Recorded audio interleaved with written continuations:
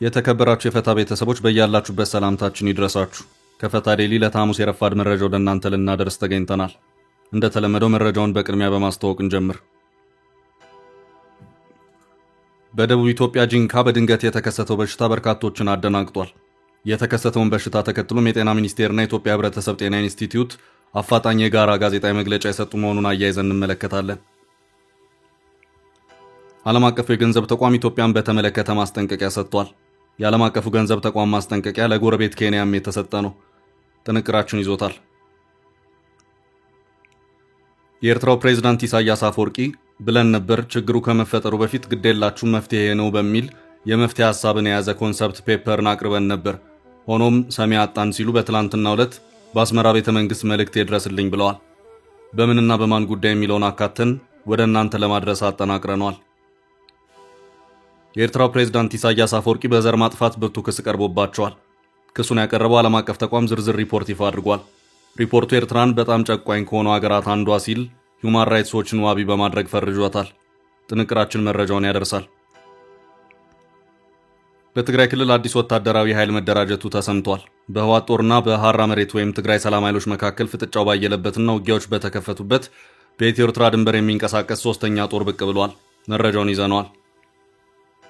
የትግራይ ኃይሎች በአላማጣ አነጋጋሪ እገታ ፈጽመዋል።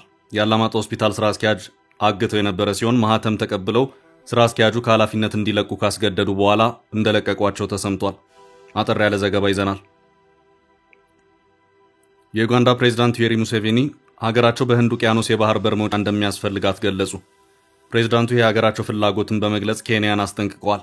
ልጃቸው ሙሆዚ ካይኔሩጋባም የባህር በር ማሳጣት ከኬንያ ጋር ጦርነት ሊያስገባን ይችላል ሲል እሳቸውን ተከትሎ ማስጠንቀቂያ ሰጥቷል። ኬንያ በጉዳዩ መልስ ሰጥታለች። የምንመለከተው ይሆናል። እስከ ፍጻሜው አብራችሁን ቆዩ። የምንለቃቸው ለታይ ትኩስ ዜናዎች እንዲደርሷችሁ ላይክ፣ ሼር፣ ሰብስክራይብ ማድረግ እንዳትረሱ።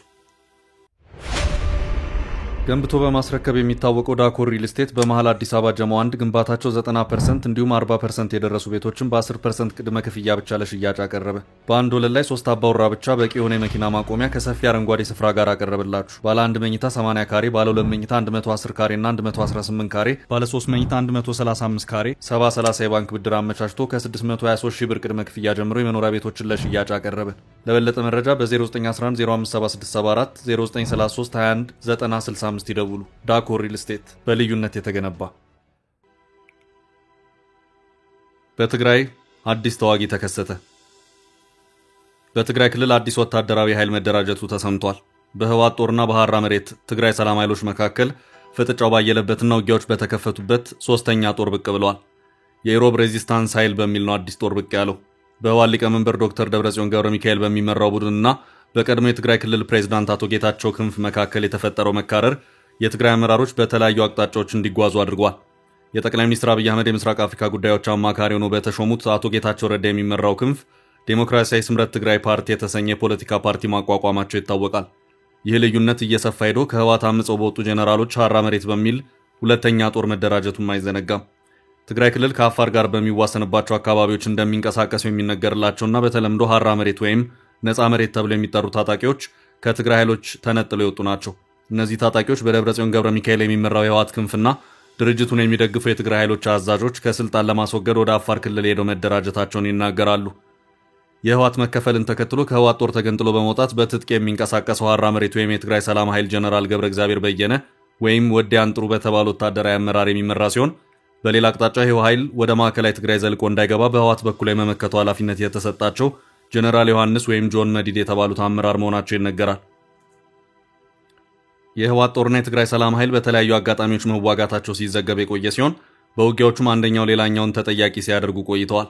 የጦሮቹን መካረር በተመለከተም በክልሉ የሚንቀሳቀሱ የፖለቲካ ፓርቲዎች የእርስ በርስ ውጊያ ተጎጂው እኛ ነን በሚል ማሳሰቢያዎችን ሲሰጡ ቆይተዋል። በአፋር ክልልም ከሰሞኑ የህወሓት ኃይሎችና የትግራይ ሰላም ኃይል ውጊያ መክፈታቸው ተዘግቧል። ይህ ውጥረት ባየለበት ነው በትግራይ ክልል ሶስተኛ ጦር ብቅ ማለቱ የተሰማው። በሰሜን ምስራቃዊ ትግራይ ከሚገኘው የኢሮብ ማህበረሰብ የተውጣጡ ታጣቂዎች ተደራጅተው የኢሮብ ሬዚስታንስ አርሚ የሚል ኃይል መመስረታቸውን አስታውቀዋል። የኢሮብ ማህበረሰብ ከኤርትራ ድንበር አቅራቢያ የሚገኝ ሲሆን የወረዳው የተወሰነ ክፍል በኤርትራ ኃይሎች ቁጥጥር ስር እንደሚገኝ ይታወቃል። ይህ በእንዲህ እንዳለ ከህወሓት ተገንጥሎ የወጣ ሶስተኛ የፖለቲካ ፓርቲ ብቅ ማለቱ ይታወሳል። ከእናቱ ጌታቸው ረዳ አዲሱ ስምረት ፓርቲ ተገነጠሉ ተብሎ በሰፊ የተነገረባቸው አመራሮች ያሉበት ውድብ ወለዶ ትግራይ የተሰኘ በክልሉ የሚንቀሳቀስ አዲስ ፓርቲ መስራች ጉባኤ ማካሄዱ ተዘግቧል። ከዚሁ ፓርቲ አመራሮች መካከል በቅርቡ ከተቋቋመ አዲሱ ስምረት ፓርቲ የተገነጠሉ አካላት እንዳሉበት መገለጹ የሚታወስ ነው።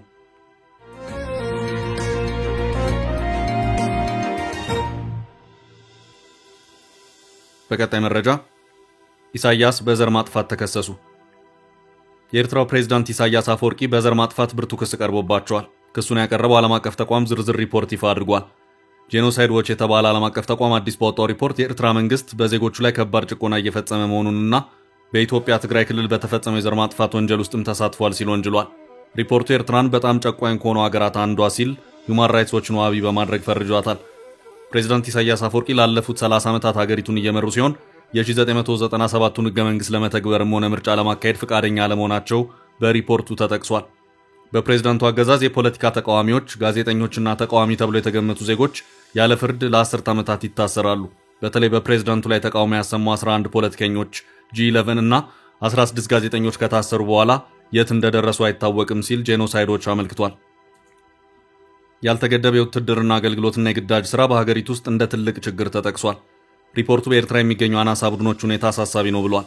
እውቅና የተሰጣቸው ሀገራት ሃይማኖቶች ሱኒ እስልምና፣ ኤርትራ ኦርቶዶክስ፣ ሮማን ካቶሊክና ኢቫንጀሊካን ወይም ሉተራን ብቻ ሲሆኑ የሌሎች እምነት ተከታዮች ይታሰራሉ፣ የሃይማኖት ነጻነታቸውንም ተነፍገዋል ተብሏል።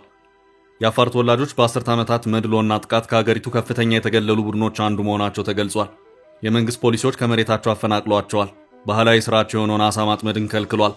በዚህ ምክንያት 57000 አፋር ዜጎች ወደ ኢትዮጵያ መሰደዳቸው በሪፖርቱ ተጠቅሷል። ሪፖርቱ ኤርትራ 600,000 ሰዎችን በገደለው በትግራይ ዘር ማጥፋት ውስጥ በከፍተኛ ሁኔታ ተሳትፋለች ብሏል። ኤርትራ እንደ አውሮፓውያን አቆጣጠር በ2022 በኢትዮጵያ መንግስትና በህወሓት መካከል የተደረገውን የሰላም ስምምነት አልፈረመችም የተባለ ሲሆን የኤርትራ ጦር እስከ ዛሬ ድረስ በትግራይ ውስጥ በስርዓታዊ አስገድዶ መድፈር፣ በጾታዊ ጥቃት፣ በሲቪል ጭፍጨፋና በዘፈቀደ ስርዓት የሚገለጹ በሰብአዊነት ላይ የሚፈጸሙ ወንጀሎችን እየፈጸመ ነው ሲል ሪፖርቱ ወንጅሏል። ኤርትራ ያሰረቻቸውን የፖለቲካ እስረኞችን እንድትፈታ ከትግራይ ክልል በአስቸኳይ እንድትወጣ ሲል ሪፖርቱ አሳስቧል። ጄኖሳይዶች በትግራይ ጦርነት ጉዳይም በኤርትራ አመራሮች ላይ በዓለም አቀፉ ፍርድ ቤት የጦር ወንጀል ክስ እንዲመሰረት ሲል ጠይቋል።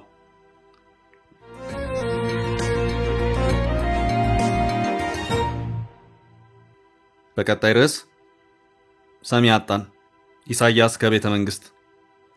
የኤርትራው ፕሬዝዳንት ኢሳያስ አፈወርቂ ብለን ነበር ችግሩ ከመፈጠሩ በፊት ግዴላችሁም መፍትሄው ይሄ ነው በሚል የመፍትሄ ሐሳብን የያዘ ኮንሰፕት ፔፐርን አቅርበን ነበር፣ ሆኖም ሰሚ አጣን ሲሉ ወቅሰዋል። ኢሳያስ ይህንን ያሉት በትላንትናው ዕለት በአስመራ ቤተ መንግስት ነው። ፕሬዝዳንቱ በትላንትናው ዕለት በአስመራ ቤተ መንግስት እንግዳ መቀበያቸው አንድ ከፍ ያሉ የተባበሩት መንግስታት እንግዳን አስተናግደዋል። ፕሬዝዳንቱ ከመልእክተኛው ጋር የተወያዩት ኢትዮጵያና ኤርትራ ከበድ ያለ የፖለቲካና ወታደራዊ ውጥረት ውስጥ ባሉበት ሁኔታ ነው። ይህ ወደ አስመራ ያመሩት የተባበሩት መንግስታት ድርጅት ኃላፊ በተባበሩት መንግስታት የአፍሪካው ቀንድ ልዩ መልእክተኛ በመሆን በቅርቡ ሹመት ያገኙት ጉዋንግ ኮንግ ናቸው። በኤርትራ ማስታወቂያ ሚኒስቴር በኩል የተለቀቀው መረጃ እንደሚያመለክተው ከሆነ ፕሬዝዳንት ኢሳያስና የተባበሩት መንግስታት ድርጅት የአፍሪካው ቀንድ ልዩ መልእክተኛ ዋና ትኩረታቸው አድርገው የመከሩት በአፍሪካው ቀንድ ላይ ነው። የአፍሪካው ቀንድ በዋነኝነት ኢትዮጵያን፣ ኤርትራንና ሶማሊያን የሚመለከት ነው። አንዳንዶች የአፍሪካውን ቀንድ ከነዚህ ሀገራትን በላይ ሰፋ አድርገው የሚመለከቱበት ሁኔታም አለ። በዚህ ውይይት ወቅትም ኢሳያስ በተባበሩት መንግስታት ድርጅት ላይ ከባድ ወቀሳን የሰነዘሩ መሆኑንም የማስታወቂያ ሚኒስትሩ መረጃ ያመለክታል። መረጃውን በኤክስ ገጻቸው ያጋሩት የኤርትራው ማስታወቂያ ሚኒስትር የማነ ገብረ መስቀል በአፍሪካው ቀንድ የሚከሰቱትን ግጭቶች መፍትሄ በማፈላለጉ በኩል የተባበሩት መንግስታት ይህ ነው ሊባል የሚችል የስኬት ታሪክ የለውም በማለት ወቀሳቸውን የሰነዘሩ መሆኑን አመልክተው ወደፊትም የተሻለ ውጤትን ለማስመዝገብ ድርጅቱ አዲስ አካሄድን መከተል መቻል አለበት ሲሉም ሂሳዊ ምክረ ሐሳባቸውን እንደለገሱም አመላክተዋል። ፕሬዝዳንቱ በዚህ ውይይታቸውም ወቅት የተባበሩት መንግስታትን ብቻ ሳይሆን ቀጠናዊና አህጉራዊ ድርጅቶችም ያሏቸውን ወቅሰዋል። እነዚህ ተቋማት እንደውም የውጭ ኃይሎች ጣልቃ ገብነት መሳሪያ እየሆኑም ነው በማለት እንደተቹ በዚሁ መረጃ ላይ ተመላክቷል። ኤርትራ በአህጉራዊ አፍሪካ ህብረት እንደዚሁም የምስራቅ አፍሪካ ቀጠናን በሚመለከተው ኢጋድ ውስጥ ያላት ተሳትፎ ውስን ነው። ፕሬዝዳንት ኢሳያስ እንደ አንድ ሀገር መሪዎች በሚታደሙባቸው የተባበሩት መንግስታት ጠቅላላ ጉባኤውም ሆነ በአፍሪካ ህብረት ስብሰባዎች ላይ የሚሳተፉበት ሁኔታ አይታይም። ፕሬዝዳንቱ እነዚህን ድርጅቶች የጣልቃ ገቦች አጀንዳ ማስፈጸሚያዎች ናቸው፣ የውስጥ ለውጥም ይገባቸዋል በማለት አጥብቀው የሚተቹበት ሁኔታ ይታያል። በአሁኑ የአስመራ የተባበሩት መንግስታት የአፍሪካው ቀንድ ልዩ መልእክተኛ ላይ የሚደገሙት ይህንኑ ነው። ሰውየው የተባበሩት መንግስታት የአፍሪካው ቀንድ ልዩ መልእክተኛ ሆነው አስመራ ድረስ ባቀኑበት ሁኔታ ከወደብና ከባህር በር መውጫ ጋር በተያዘው ውጥረት ውስጥ ስለገቡት ኢትዮጵያና ኤርትራ ጉዳይ አላነሱም ተብሎ አይጠበቅም። ሆኖም ይህንኑ ጉዳይ በተመለከተ ግን የኤርትራው ማስታወቂያ ሚኒስትር ምንም ከማለት ተቆጥበዋል። ይልቁንም የሱዳንን ጦርነት በተመለከተ የተደረገውን ውይይት አንስተው ኢሳያስ በዚሁ ዙሪያ የሰጡትን አስተያየት አካተው ታይተዋል።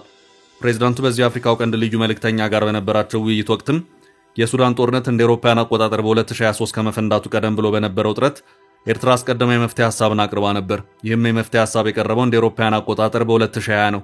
ያቀረብነውም ሐሳብ በሱዳን ህዝባዊ መንግስት ምስረታ ላይ ያተኮረ ኮንሰፕት ፔፐር ነበር። ሆኖም በሌሎች የውጭ ኃይሎች ጣልቃ ገብነት ምክንያት ያቀረብነው ሐሳብ ፍሬ አልባ ሆኖ ቀረ በማለት ማብራሪያም እንደሰጡ የማስታወቂያ ሚኒስትር ባጋሩት የኤክስ ልጥፍ መልእክታቸው አስታውቋል።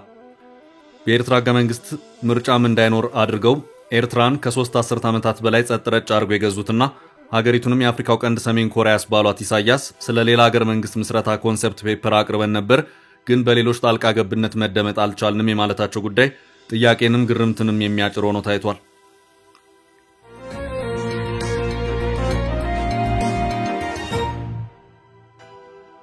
በቀጣይ ርዕስ በድንገት የተከሰተው አስደንጋጭ በሽታ።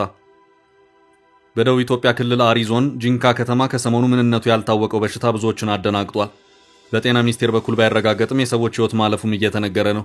ከዚሁ ጋር በተያያዘም አፋጣኝ መግለጫ ወጥቷል። የተከሰተውን በሽታ ተከትሎም የጋራ አፋጣኝ መግለጫ ወጡት የጤና ሚኒስቴርና የኢትዮጵያ ህብረተሰብ ጤና ኢንስቲትዩት ናቸው። ከዚሁ ጋር በተያያዘም የጤና ሚኒስቴር ርብርብ እያደረገ መሆኑን አስታውቋል። ጤና ሚኒስቴር በዚሁ መግለጫው ምንነቱ በመረጋገጥ ላይ ያለ የሄሞራጂክ ፊቨር በሽታ መከሰቱን ጠቅሶ በቅኝት እስካሁን ድረስ 8 ሰዎች በበሽታው የተጠረጠሩ መሆኑ ታውቋል ሲልም አስታውቋል። የጤና ሚኒስቴር ከኢትዮጵያ ህብረተሰብ ጤና ኢንስቲትዩትና ከክልሉ ጤና ቢሮ ጋር በመሆን በደቡብ ኢትዮጵያ ክልል የተመዘገበውን ይህንን የበሽታ መንስኤ ለማወቅና ተጨማሪ ስርጭትንም ለመግታት እንዲሁም ለመቆጣጠር ፈጣን ምላሽ ሰጪ ቡድን ወደ ቦታው የላከ መሆኑን አክሏል። በዚህም የመስክ ግምገማዎችና የላቦራቶሪ ምርመራዎችን፣ የማህበረሰብ ቅኝት፣ የንክኪ ልየታ፣ የቤት ለቤት ልየታ እንዲሁም የህክምና አገልግሎት አሰጣጥን እያጠናከረ እንደሚገኝም አክሎ አሳውቋል። ጤና ሚኒስቴር በዚሁ መግለጫውን በሚመለከታቸው የባለድርሻ አካላትና ሚኒስቴር መስሪያ ቤቱ ሌላ ተጨማሪ መግለጫ እስከሚሰጥ ድረስ ህብረተሰቡ ህመሙን ለመከላከል የተላለፉ ምክረ ሐሳቦችና ጥንቃቄዎችን ተግባራዊ እንዲያደርግ አሳስቧል።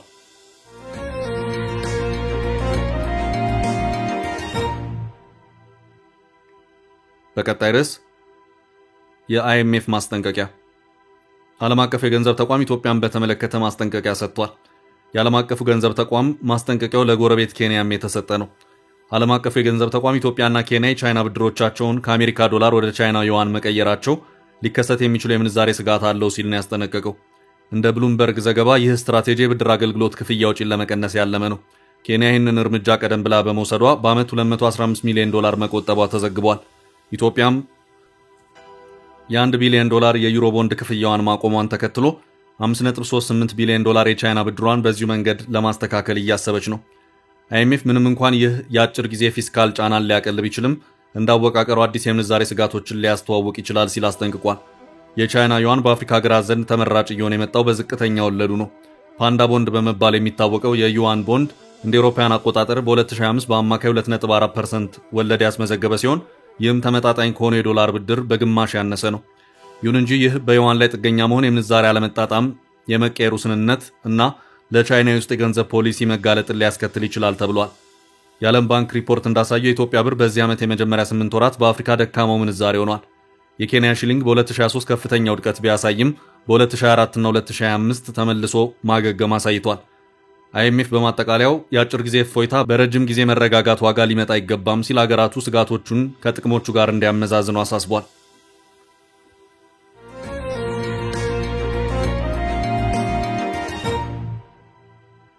በቀጣይ ርዕስ የትግራይ ኃይሎች የአላማጣ አጠቃላይ ሆስፒታል ስራ አስኪያጅ እገታ።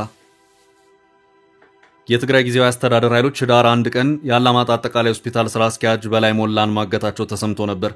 አሁን ላይ አቶ ሞላ መልቀቃቸው ተነግሯል።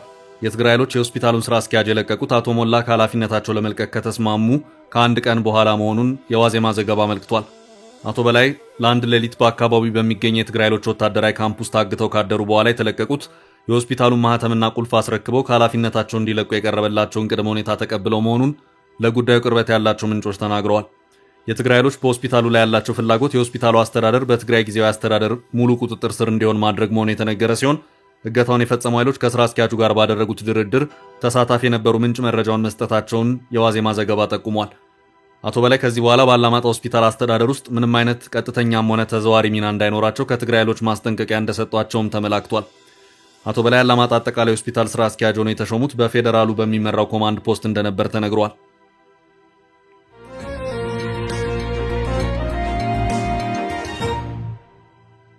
ወደ ቀጣይ ርዕስ አለፍን።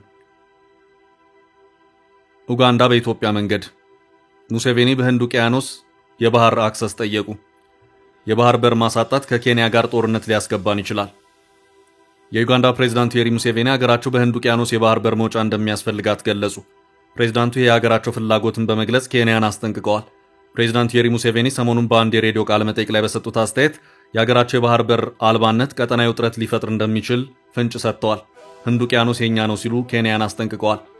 ዩጋንዳ የባህር ኃይል መገንባት ብትፈልግ መገንባት አትችልም፣ ምክንያቱም የባህር በር የላትም ያሉ ፕሬዝዳንቱ ጥንቃቄ ካልተደረገ ጦርነት ሊነሳ እንደሚችል አስጠንቅቀዋል።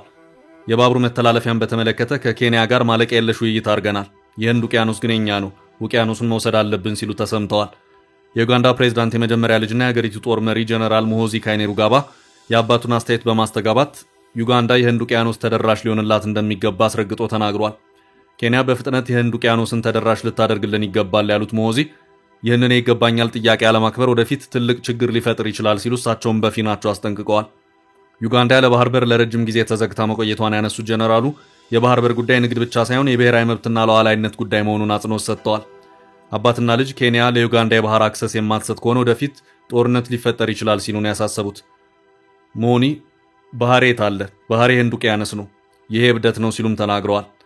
ባህርን የኔ ብቻ ነው የሚል የኬንያን አቋም አንቀበልም፣ ይሄ ሊያጋጨን ይችላልም ብለዋል። የኬንያ የውጭ ጉዳይ ሚኒስቴር ኮሪር ሲንጎኢ ለዚህ መልስ የሰጡ ሲሆን ሙሴቬኒ የሉዓላዊነትና የተፈጥሮ ሀብት ጉዳይ በደንብ ይገባቸዋል ብለዋል። የኬንያ ማህበራዊ ሚዲያ ጉዳዩን አነጋጋሪ ያደረገው ሲሆን የሙሴቬኒን ጥያቄ በቀልድና በማሾፍ መልስ እየሰጠም ታይቷል። ኡጋንዳ ነፃነቷን ካገኘች ጊዜ ወዲህ የባህር በር የሌላት ሀገር ስትሆን 90% የሚሆነው ኢምፖርትና ኤክስፖርት ንግዷ 1300 ኪሎ ሜትር በሚርቀው በኬንያ ሞምባሳ በኩል የሚከወን ነው። በምስራቅ አፍሪካ ማህበረሰብ ኢኤሲ ፕሮቶኮል መሰረት ኡጋንዳ የትራንዚት መብት ያላት ቢሆንም ከፍተኛ ክፍያዎች፣ መዘግየቶችና የመሰረተ ልማት ውዝግቦች ከኬንያ ጋር አለባት። በተለይ ካምፓላ የነዳጅ ማስተላለፊያ ፕሮጀክት መስመር ጉዳይ ኡጋንዳን ለብስጭት የዳረገ ነው። ፕሬዝዳንት ሙሴቬኒ ነዳጅ መስመሩንና የባቡር መስመርን በተመለከተ ማለቂያ የሌለው ንግግር ከኬንያ ጋር መካሄዱን ገልጸው ውጤት አልባ መሆኑ ተስፋ እንዳስቆረጣቸው ገልጸዋል። በንግግሩ የተደረሰበት ስምምነት የማያዛልቅ ሲሉ ተቆጭተዋል። ተንታኞች ግን ሙሴቬኒና ልጃቸው ይህን አጀንዳ እያነሱ ያሉት በቀጣይ ዓመት በአገሪቷ የሚካሄደውን ምርጫ አስታኮ መሆኑን ገልጸዋል። ከኬንያ ጋር የተሻለ ስምምነት ላይ ለመድረስ ቆፍጣና አቋም ይዘናል የሚል የቅስቀሳ አካል ነው ብለዋል።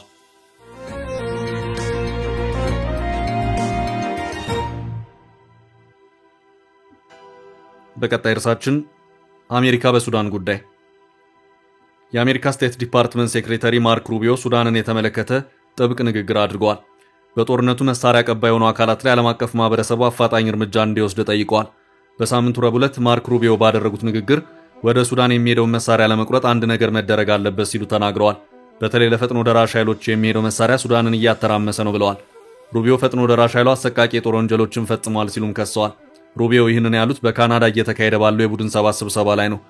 ቡድኑ በግልጽ ከሱዳን ውጭ የሚመጣ የትጥቅ ድጋፍ እንዳለው ግልጽ ነው ብለዋል። ገንዘብ አውጥተው ለቡድኑ መሳሪያ ከሚገዙት ባለፈ መሬታቸውን፣ የአየር ክልላቸውን ለቡድኑ ትጥቅ እንዲደርስ የሚፈቅዱ ሀገራት ተጠያቂ ናቸው ሲሉ አስጠንቅቀዋል።